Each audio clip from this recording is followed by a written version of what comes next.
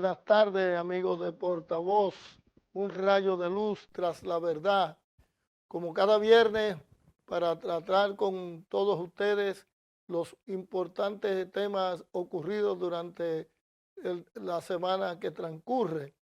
En el día de hoy, que es un día muy grande para los dominicanos, hoy se conmemora el 182 aniversario de la independencia de la República, es decir, la fundación de nuestra patria, un 27 de febrero de 1844. Y por tal motivo, estamos realizando en el día de hoy un programa especial con un invitado también bastante especial, el compañero y amigo, el doctor Santiago Castro Ventura, es presidente del Colegio Médico Dominicano y profesor de la Escuela de Historia de la Universidad Autónoma de Santo Domingo, con quien vamos a hablar alrededor de ese acontecimiento histórico del 27 de febrero de 1844. Buenas tardes. Buenas tardes, Juan Pablo y todos los televidentes de este importante programa. Quisiéramos comenzar para que usted nos diga más o menos los antecedentes de lo que ocurrió la noche del 27 de febrero de 1844. Bueno, en los antecedentes tenemos que remontarnos a lo que fue la ocupación haitiana. Y la ocupación haitiana es el producto de que ellos, los vecinos, se independizaron primero y nosotros seguimos siendo en principio colonia francesa y después colonia española.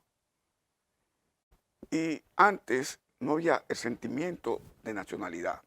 Los criollos se llamaban dominicanos españoles. ¿Y qué sucede? Cada cual aquí estaban los negros, esclavos por un lado, los mulatos y los blancos. Los blancos eran los que tenían todos los derechos. Y la mayoría poblacional era negro, los casos negros libres, los negros esclavos y los mulatos, que aunque no eran esclavos, sufrían discriminación racial. El gobierno haitiano de Jean-Pierre Boyer entendió hábilmente que esa mayoría poblacional estaba siendo discriminada y no quería seguir bajo el manto español. Y en noviembre de 1821 inició un movimiento con sectores negros y mulatos pro unificación de Haití y contra la esclavitud. Cuando uno lo ve, uno dice, tenía un contenido revolucionario en esos momentos. La oligarquía criolla, que sabía que España no podía defenderlo porque España estaba inmerso en la lucha para que sus grandes colonias no se independizaran. La oligarquía criolla, cuando ve que viene toda una oleada de gente proclamando la unificación con Haití y Haití proclamando la liberación de los esclavos, se sentía que iba a ser golpeada y el 1 de diciembre hicieron un movimiento oligárquico para que ese movimiento rebelde no entrara a la ciudad, una supuesta independencia unida a la Gran Colombia, que no fue tal porque se ha demostrado que Bolívar y sus compañeros nunca hicieron contacto con Bolívar previamente a esto.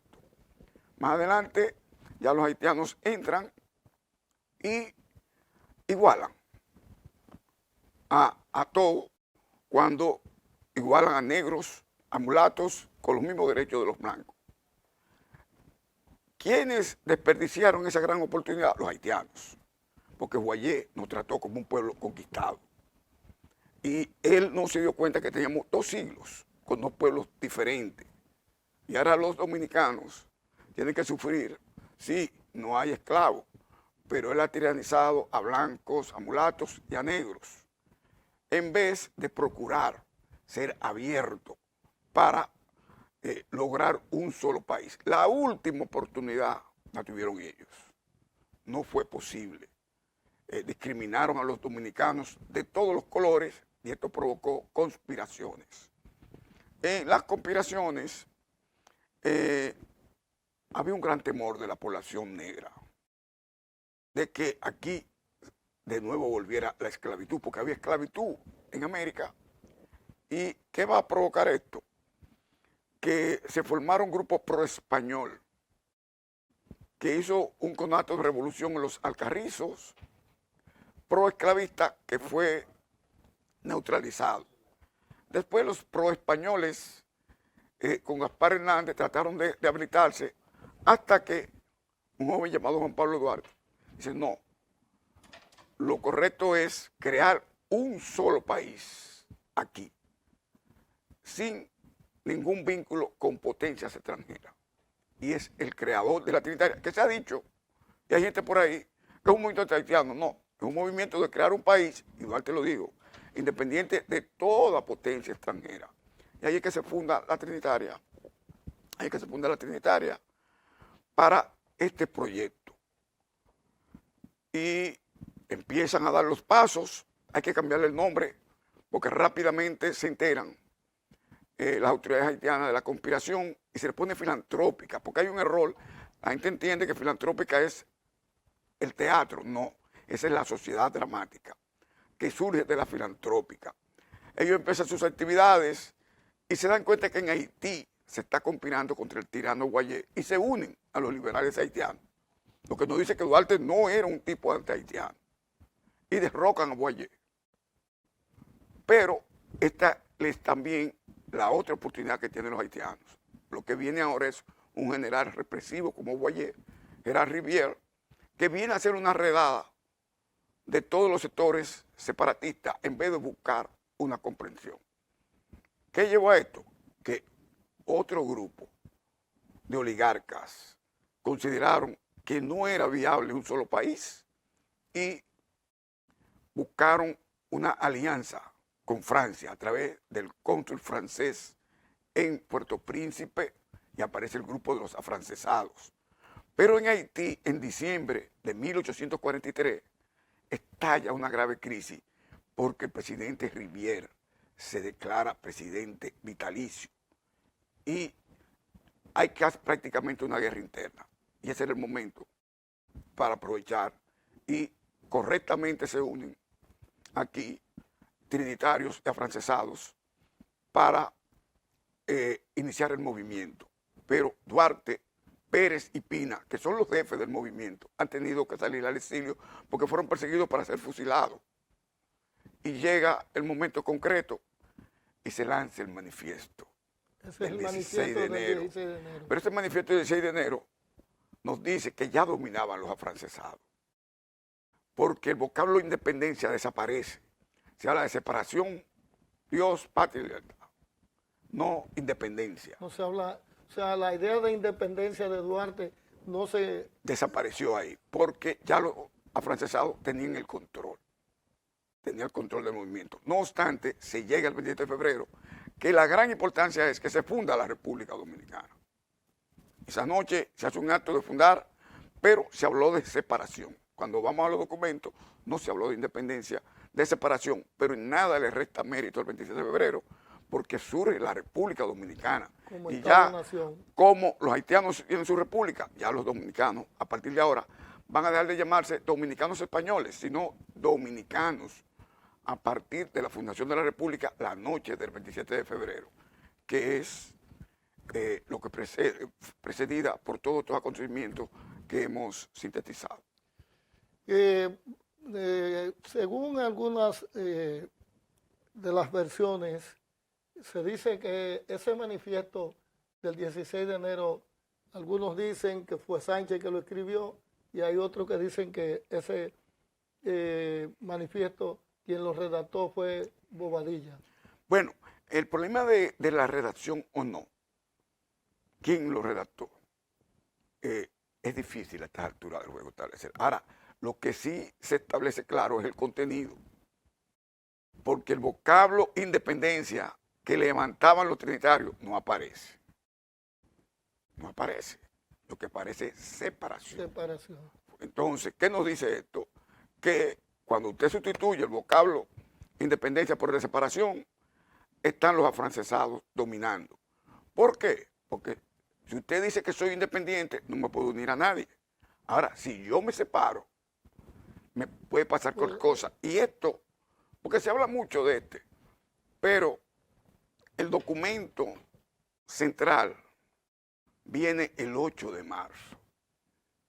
Porque el 8 de marzo, la Junta Central Gubernativa hace una solicitud formal a Francia de protectorado con la promesa de entregarle a perpetuidad la península y bahía de Samaná. Aquí hay gente que le gusta, no le gusta que se toque esa llaga.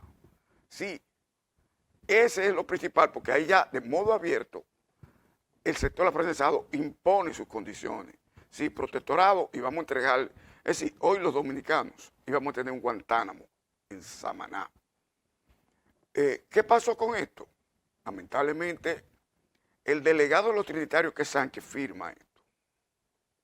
Por eso, historiadores como Juan Isidro Jiménez Grullón han llegado a considerarlo traidor, porque ese manifiesto en nada beneficiaba al país. Yo creo que no. Yo creo que lo que pasa es que él no tenía la capacidad política necesaria para establecer el contenido de la comunicación del 8 de marzo. Hay que esperar que llegue Duarte, que es el pedacito que no se habla nunca. Cuando Duarte llega, que se entera de esta situación, reclama que sea la población que decida. Y por eso hay que hacer la asamblea del 26 de mayo de 1844 en el Parque Colón, que aquí había hasta reporteros de periódicos franceses. Y ahí es que tenemos la noticia. ¿Qué dice? Que primeramente habló en el Parque Colón Tomás Bobadilla explicando las bondades de los vínculos con Francia, y que luego le siguieron el general Juan Duarte, el general Manuel Jiménez, diciendo que ellos se iban a oponer a toda cesión de una parte del territorio dominicano a potencias extranjeras. Y la población votó a favor de Duarte. ¿Qué nos dice esto? Que no solamente fue una lucha contra los haitianos, sino que fue el primer movimiento anticolonialista de los dominicanos en defensa de su nación. Y la población dominicana en el Parque Colón, el 26 de mayo, que antes se llamaba el Día del Patriotismo Íntegro, pero que hace muchos años la clase dominante ha dejado de celebrarlo. Y no han envuelto que solamente es el problema con los haitianos. No, después de la fundación de la República, los haitianos fueron derrotados el 19 y 30 de marzo. Y no volvieron más porque tenían problemas internos hasta el año siguiente. El problema que sigue es la lucha entre trinitarios y afrancesados.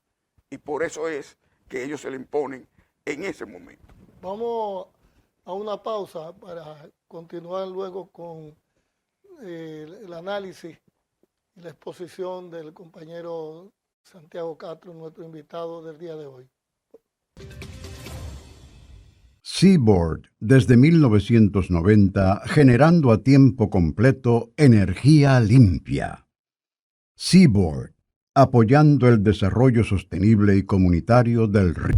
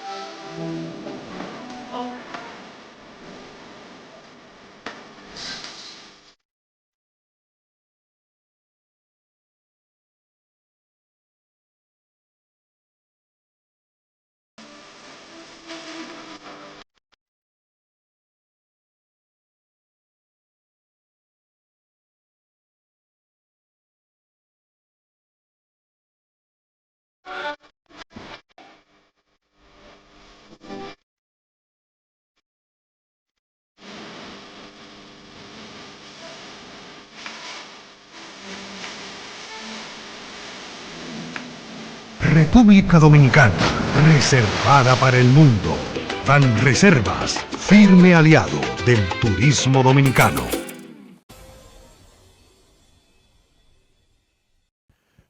Retornamos de nuevo para continuar con nuestro entrevistado del día de hoy, Día de la Independencia Nacional.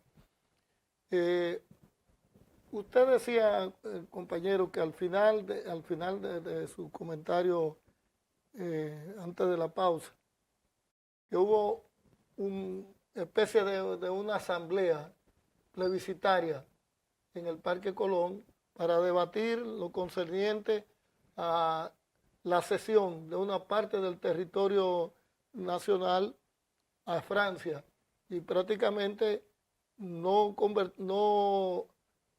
convertirnos en una colonia de Francia, no de España en ese momento, porque se planteaba el protectorado de Francia porque según los sectores conservadores de entonces, el país el pueblo dominicano no tenía la capacidad ni la posibilidad de resistir la embestida de los haitianos si regresaban de nuevo a invadirnos.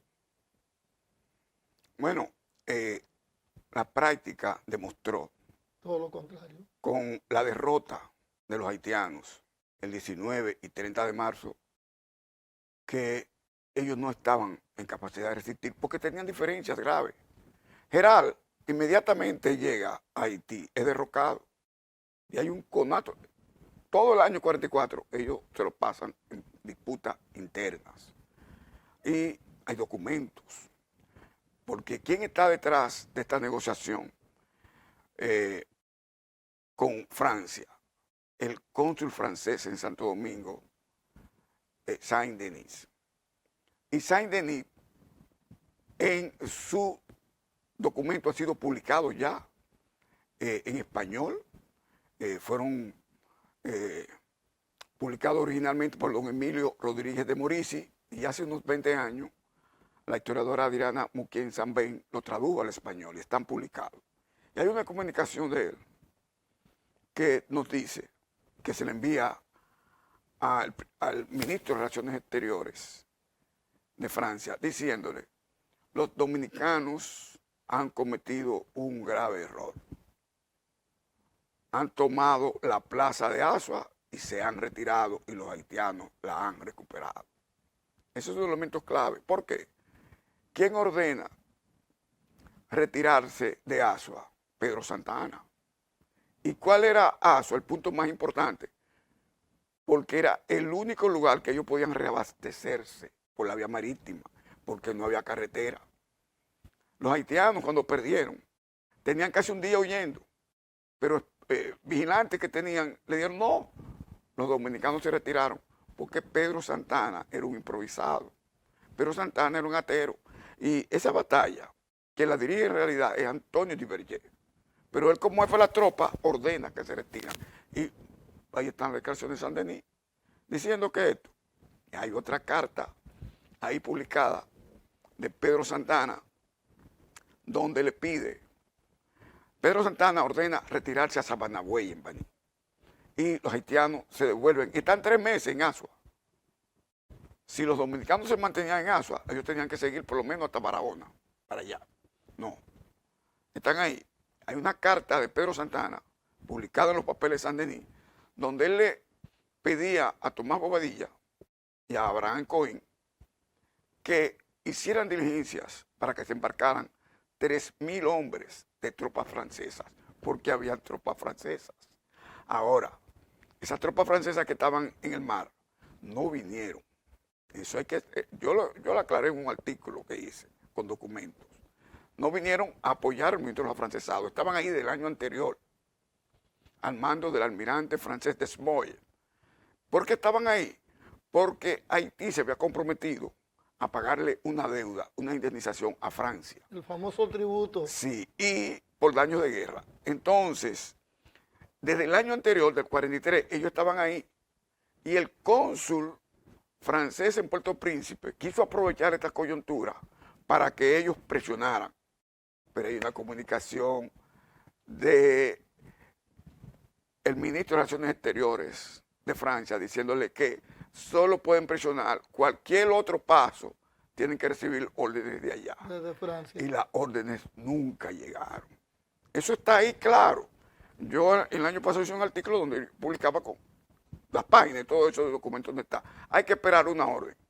¿Y qué quería Santana? Que desembarcaran 3.000 hombres a tropas que nunca desembarcaron. Hoy sabemos, por la declaración del primer ministro francés, que él le dijo, sí, pueden presionar, pero con una comunicación. Para cualquier otro paso hay que esperar órdenes de allá que nunca llegaron.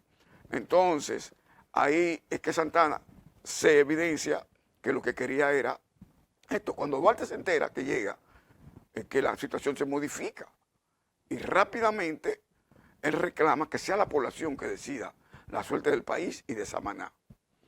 Y se convoca la asamblea de la Plaza de Armas, porque eso se llamaba Plaza de Armas, y eso tiene que llamarse Plaza de los Trinitarios, porque ahí es que Duarte derrota a los afrancesados, pone a la población a votar en contra de ceder Samaná a Francia. Por eso, señores, la era de Trujillo se le puso el Día del Patriotismo Íntegro, y ahora, después de eliminado el tirano, ya eso desapareció. No se conmemora el 26 de mayo, que es una fecha anticolonialista, de esa lucha, de esa jornada contra la entrega de Samaná y el país a una potencia extranjera, como querían los afrancesados en aquellos momentos. Es decir, que la fundación de la República Dominicana se hace contra los haitianos, pero inmediatamente, ¿qué nos viene? La lucha para no ceder el país en manos de una potencia extranjera.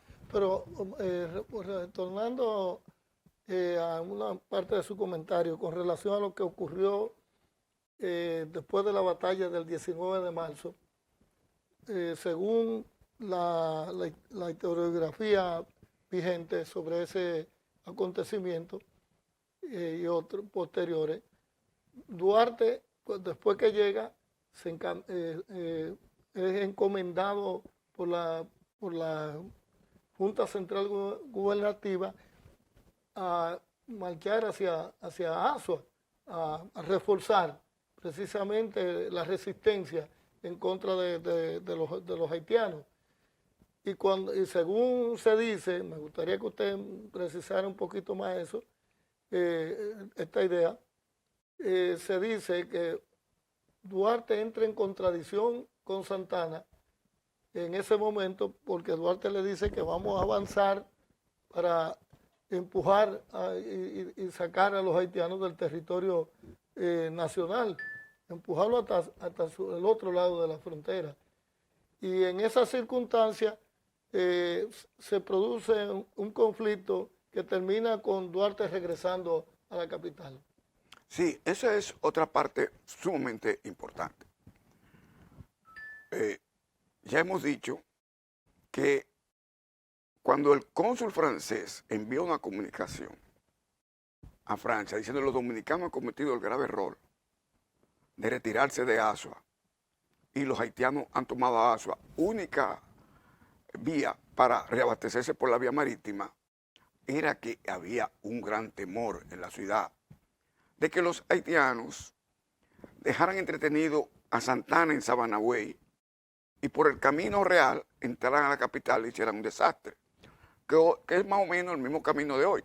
Si usted está en Azua y quiere venir a la capital, usted no tiene que pasar por Sabanagüey, que es un pueblo interno de Baní. Entonces, Santana está en Baní y Duarte, que tenía experiencia militar, porque había sido miembro de la guardia que hicieron ellos aquí, llega con tropas a Sabanagüey y se entrevistan Santana y Duarte debajo de un famoso guatapanal que está vivo en Sabanagüey. Hay un parque alrededor de él. ¿Eso es histórico? Sí, hay un parque alrededor del guatapanal a caballo. Y Duarte le plantea atacar al enemigo y Santana se niega de manera rotunda. Pero ¿qué sucede? Se rescataron muchas de las cartas de Duarte que están publicadas en el diario de su hermana Rosa. ahí están todavía publicadas, y Duarte le envía una carta a la Junta Central Gubernativa solicitándole que le permita atacar a las tropas haitianas con las que él llevó, porque Santana se niega a atacar. ¿Y cuál fue la respuesta? Ordenarle a Duarte que regresara, porque ellos tenían el control. Y además, ellos sabían que estaban esperando que actuaran los franceses, que ya sabemos no van a actuar. No. Y por eso es que Duarte, de manera respetuosa, regresa. Y ahí es, por ejemplo, se habla mucho que a Duarte le dieron 1.000 pesos, que era mucho dinero, para las tropas que llevó, y solamente gastó 272 pesos porque tuvo poco tiempo. Y Duarte hizo un informe económico de lo que gastó y le devolvió el sobrante al Estado, que Santana nunca lo hizo. Hay una denuncia de Félix María del Monte diciendo cómo Santana dilapidaba el dinero que se le enviaba de refuerzo a las tropas. Entonces, cuando Duarte regresa aquí a Santo Domingo, es que se entera de las negociaciones con Francia. Ahí es que le exige que se haga la asamblea famosa del 26 de mayo, que no se menciona para nada. Prácticamente la han desaparecido aquellos sectores que lo que quieren es vernos nosotros enfrentados con los haitianos todo el tiempo. Sí, hubo un momento que hubo que enfrentarse a los haitianos, pero el momento básico para que la República no pereciera en esos momentos fue la lucha para evitar que entregaran Samaná a Francia y que se iniciara un proceso de anexión que estaba revestido de un supuesto protectorado, que también hay que tener en cuenta que las propias autoridades francesas no aceptaron esta negociación establecida por el cónsul francés en Puerto Príncipe y el cónsul francés en Santo Domingo. Vamos a una segunda pausa para continuar más adelante con esta entrevista.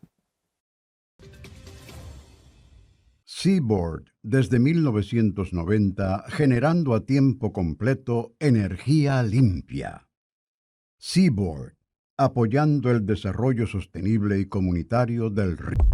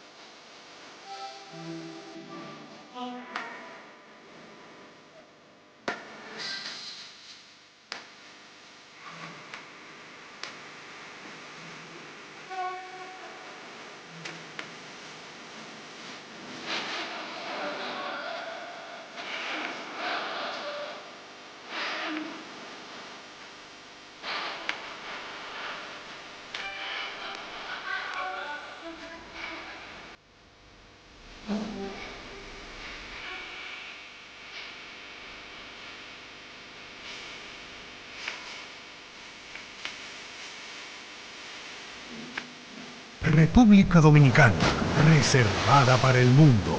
Banreservas, firme aliado del turismo dominicano.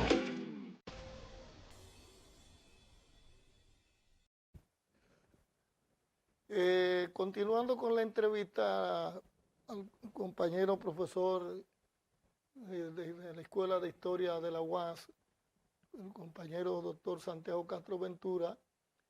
Yo quiero, en el comentario que usted hacía con relación a Santana y con relación a Duarte y a lo ocurrido en Asua, en la famosa batalla del 19 de marzo, que hay quienes no consideran a esa batalla como con la contundencia supuestamente o la importancia que se le ha dado, por las razones ya que usted ha expuesto de que Santana se retiró y prácticamente los haitianos recuperaron la plaza de Asua.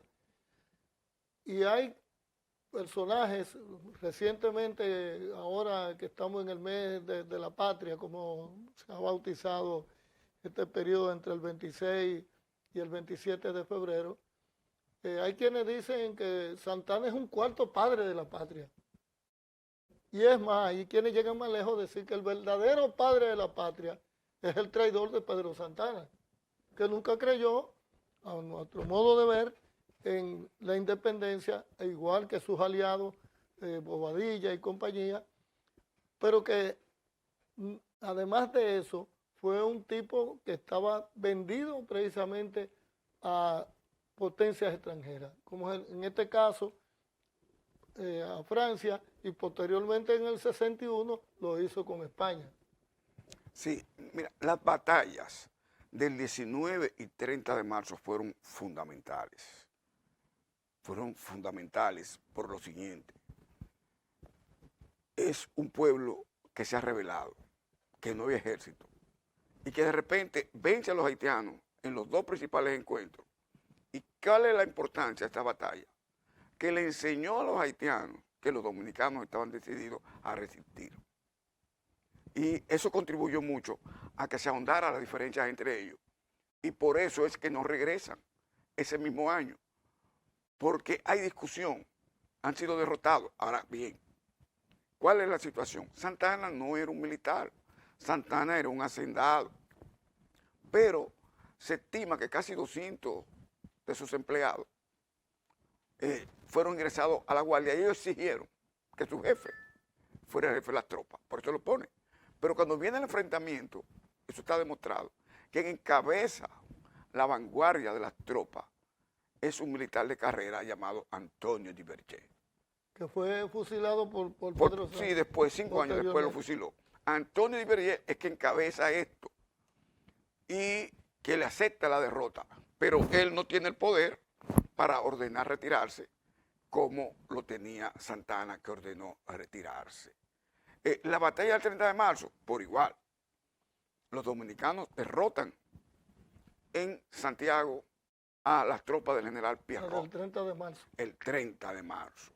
Y tienen que retirarse, porque los dominicanos se mantienen en Santiago y el enemigo tiene que retirarse. Pero ¿qué sucede? ¿Quién dirige allí? José María Inver. Y ya ese es un militar de carrera, pero él está con los afrancesados. Y hace un parte militar para engrandecerse, como perseguía Santana, diciendo que ellos mataron a 600 haitianos y no murió ni fue herido ningún dominicano. Después se demostró que sí, que murieron más haitianos, pero que cayeron dominicanos también, y él ordenó contarlo como haitianos para engrandecerse, porque era un plan de ellos tener las figuras principales de esto, como ocurrió más adelante, que él prácticamente, abiertamente, se declara partidario de los afrancesados. Entonces, las batallas del 19 y del 30 de marzo tienen una gran importancia, los haitianos no vuelven, pero sigue el problema, porque el problema ahora viene entre trinitarios y afrancesados.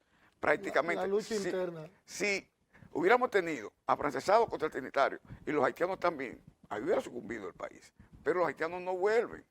Y están 3 meses ahí, porque había una gran deserción de tropas de Rivière. Lo que se critica es que Santana no se mantuviera en Asua, sino que se retirara a Sabanagüey y que después no quisiera atacar, como Duarte lo denuncia, y está la carta de Duarte solicitando, pero está la carta de Santana pidiéndole a través de Bobadilla y de Barancoín que hablaran con el cónsul francés Saint-Denis para que desembarcaran 3.000 hombres de tropas francesas, lo que significaba que él no confiaba en las tropas dominicanas, no confiaba en ellas. Pero ya después que los haitianos se retiran, 3 meses después, ¿cuál es la situación nueva? No, que ellos quieren imponer el llamado Plan Levasseur con el cónsul de Francia en Puerto Príncipe y con Saint-Denis aquí, y se frustra. Primeramente porque Duarte impone que se celebre esa asamblea. ¿Y dónde se consigue la noticia? En un periódico francés que salió publicado, El Debate. Y allá en Francia, el ministro de Relaciones Exteriores, que aspiraba a ser primer ministro, no se atrevió a ordenar el desembarco de las tropas. ¿Por qué? Porque le podía afectar lo que él logró después, ser primer ministro. Entonces, esas situaciones se aunan y por eso falla aquel momento de intentar vender el país a Francia, que es una de las jornadas que se mantiene marginada. Es decir, el problema no solamente fue con los haitianos, fue con los intentos de vender el país a Francia en aquellos momentos, y son dos situaciones concretas que se dan y que los dominicanos logran superar siempre bajo la dirección de Duarte, que es el gran orientador político, que no es como se quiere pretender. Por ahí hay una institución que nos pone a Duarte como el enemigo número 1 de los haitianos. No, Duarte se opuso aquí a los haitianos, se opuso a los franceses. Después vino a pelear y los reaccionarios no lo dejaron contra los españoles. Y finalmente, cuando Báez quería anexar el país a los Estados Unidos, también ya en lecho de muerte envió una carta diciendo que se opondría a cualquier anexión a los Estados Unidos. Fue un verdadero combatiente antiimperialista, precursor del antiimperialismo dominicano, que ahora lo queremos vestir con otras. Sí, ciertamente se ha dicho aquí, en la era de Trujillo, historiadores muy buenos, como es el caso de Peña Valle y el propio Emilio Rodríguez de Morici, que es de los mejores, cometieron el grave error de acuñar la tesis de que solamente había dos padres de la patria, Duarte y Santana. Eso no sé cómo nos impuso, porque Duarte representaba las ideas democráticas y Santana era, Trujillo era un heredero de las ideas reaccionarias. Ellos teorizaron sobre esto y esto se debatió mucho, incluso se hizo una encuesta famosa sobre este asunto, donde mucha gente se abstuvo de opinar y otros con mucho valor rechazaron que Santana sea. Santana es un traidor por excelencia, lo demostró en esos momentos donde quería que aquí se aplacara el llamado Plan Levasseur, y después cuando sin ninguna necesidad provocó el entierro del país con la anexión a España. Yo quiero hacerle una pregunta, ya que estamos casi concluyendo el programa. A propósito de eso último que usted hablaba sobre Pedro Santana, ¿qué considera usted de la decisión del funesto personaje llamado Joaquín Ricardo Balaguer de llevar los restos de ese traidor, porque es un traidor a la patria, de Pedro Santana, al Panteón de la Patria? Yo creo que eso es una promesa post-mortem que le hizo a su jefe Trujillo. Es la única explicación, porque este señor, incluso en el único capítulo objetivo que él tiene en su llamado libro El Cristo de la Libertad, se llama Duarte y Santana, donde él describe a Santana como lo que es, como un traidor. Sin embargo, ahí lo vemos como después él lleva a Santana al Panteón Nacional. ¿Emite un decreto? Emite un decreto y él va personalmente. Eso es lo mismo que él hizo con el llamado Faro Colón, que fue una de las grandes ideas de Trujillo, que la abandonó porque aquí se desarrolló el tema del Fucú de Colón y pasaron algunos accidentes y por eso dejaron de hacer el Faro Colón y Balaguer lo retomó en homenaje a su jefe Trujillo. Lo mismo hizo con llevar a Pedro Santana a hacerle un último homenaje. Así, él rendirle homenaje a Santana, le estaba rindiendo cuenta a su jefe, Rafael Leonidas Trujillo. A propósito de eso, hay toda una campaña desde hace tiempo de algunos sectores democráticos y patrióticos para que los restos de ese personaje sean sacados del panteón de la patria. E incluso creo que ahí está circulando una carta, según algunas informaciones que hemos tenido, de algunos de esos sectores patrióticos y nacionalistas, dirigida al actual presidente de la República, en el cual se le solicita de manera formal sacar los restos de Pedro Santana de ese lugar sagrado de la patria dominicana. Sí, ese es un debate que tiene un tiempo. Yo recuerdo hace varios años yo fui al Congreso porque la Comisión de Cultura de la Cámara de Diputados estaba discutiéndolo. Y ellos decían allí que la situación es que ¿dónde lo llevan? Es decir, había un consenso, ¿dónde llevarlo?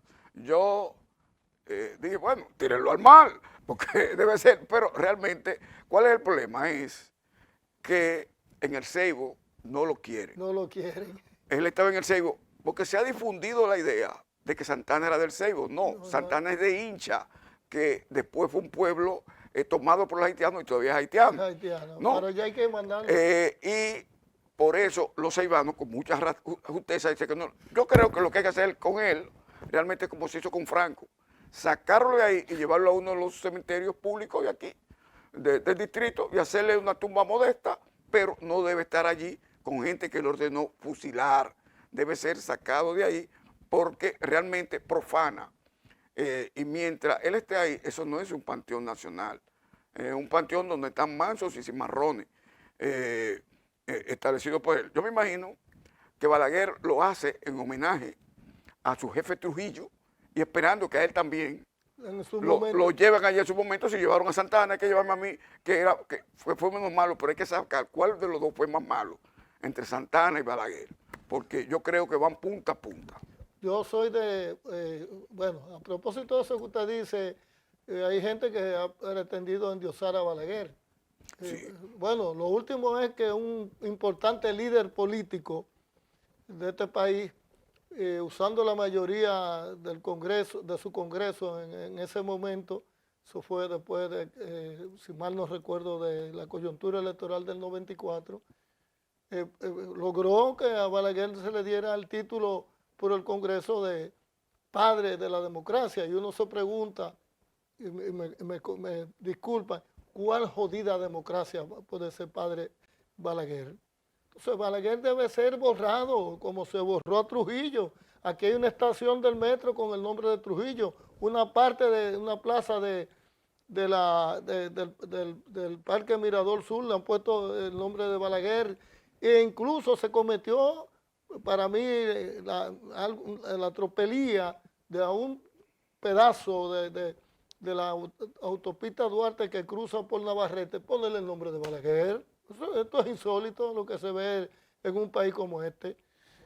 Bueno, nosotros le damos las gracias al compañero por aceptar nuestra invitación y esperamos en otra ocasión, más adelante, tenerlo por acá para conversar sobre otros temas de importancia histórica para todos los dominicanos. Nos despedimos hasta el próximo viernes.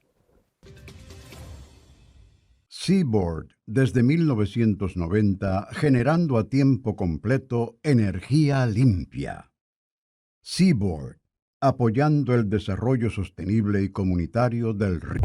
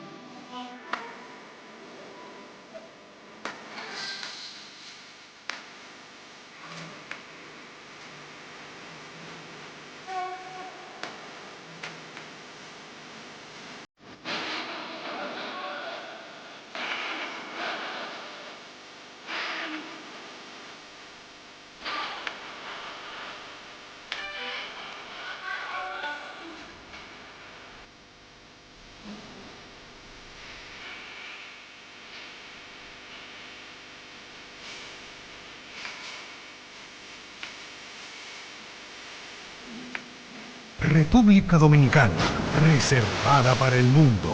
Banreservas, firme aliado del turismo dominicano.